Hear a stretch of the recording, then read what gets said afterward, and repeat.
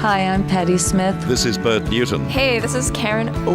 I'm Sam from Interpol. I'm Carlos from Interpol. This is Martha Wainwright. Alex from The Orb. And you're listening to a Triple R archive on rrr.org.au. Richard Watts with you here, coming to you live from the Melbourne Festival Hub on the banks of the Yarra River. And now it's my very great pleasure to welcome to the stage a man who's been hailed as the new saviour of soul, Cody Chestnut. Cody, how's it going?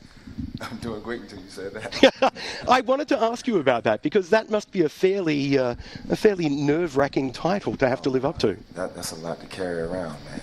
That's a lot to carry around. Now, I'm thankful that people, feel the music, but that's a lot. Yeah. Now, just trying to make a contribution to keep it going, though. Well, you're certainly doing that. Now, your latest contribution is a new album, which has been very, very well received. I understand that you raised the funds for it. You used Kickstarter to release the album. Why did you choose to do that rather than going through a label? Well, my first project was independently funded for the most part, the Headphone Masterpiece, so I decided to explore the independent route again, and I funded the project as much as I could out of pocket until resources began to dry up. So my management suggested that we give Kickstarter a try, and I'd seen a couple of people actually, get funded maybe 6 to 8 months prior to her mentioning it. So I thought it was a great concept, and so we explored it, and it worked out for us. Because I did wonder, I know you'd had a brief stint with Hollywood Records with your first band, the Crosswalk, before they dropped you. Crosswalk, sorry. Yeah, and they, Hollywood Records, then dropped you from the label. So I did wonder whether you were suspicious of the mainstream label industry. Absolutely. I tried to keep my distance from them for a while. Because you got to, realize, you invest so much, emotionally, and then people just kind of, sweep you under the rug as if you don't exist. And it was quite painful, and left me and my band, a bit jaded and bitter, of course. So yeah, I tried to keep my distance from labels for a while, and tried to go straight to the people with it. Yeah. Well, it's clearly been successful in that regard, and the album has been very well received. It has been a bit of a break for you between albums, a 10-year break. You became a father in that time. Yes. How has fatherhood changed the way you think about music? Has it made you want to be more sincere in the songs you write and the stories you tell? Yeah, absolutely. More than anything, it made me really focus on what it is I'm projecting and what I'm offering to the world. And I want to make sure that that's something that my children can be proud of. First and foremost, I like to maintain the consistency, at home. I don't use profanity or any of those things around my children. So I want to be consistent with that in my music as well. And so that's why I'm only performing the new material, because most of the material that people know me for has a few words, here and there. But it's changed me completely, And I tell people all the time, it purified my heart. Children and their innocence. You're interested in protecting their purity and their innocence. And if you allow it to, it'll do the same for you. Well, we'd love to hear a sample of that pure new sound that you have, if you'd be so kind. Yes, so I'm going to try it. I don't have much of a voice, but we're going to see what we got here. The 11 o'clock. This is, can you hear the guitar? I don't hear it. That's why, because it was turned down. So we can bring it down some more, where it was originally. This is another rendition of Everybody's Brother.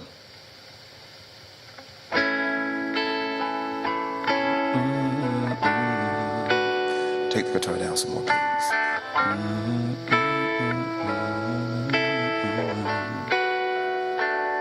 I used to smoke crack back in the day.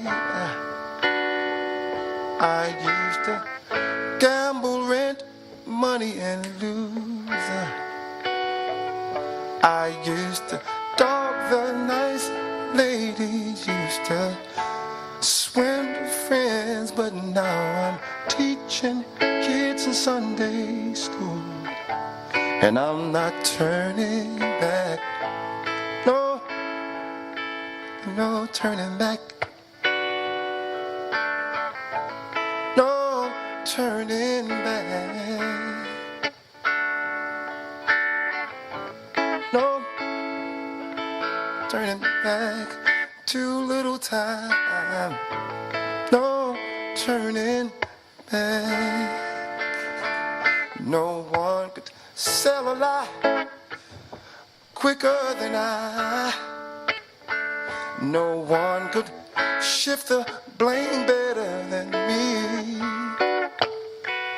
I used to walk out on my family within intent to sin, rejecting all accountability. I'm not turning back.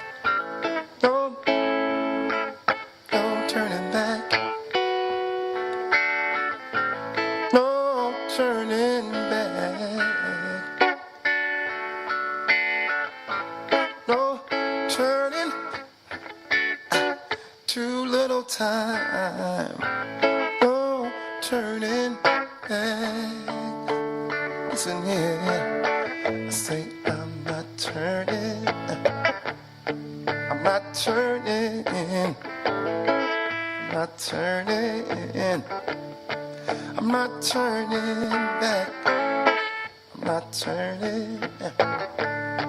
I'm not turning. I'm not turning. I'm not turning back. No, no turning back. No turning back. No turning. Too little time. No turning back.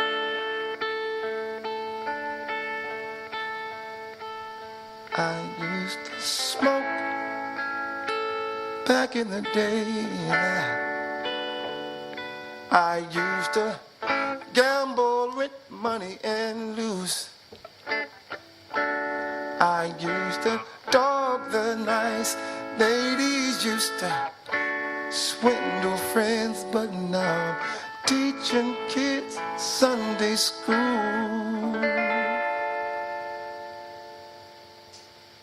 No turning back. No turning back.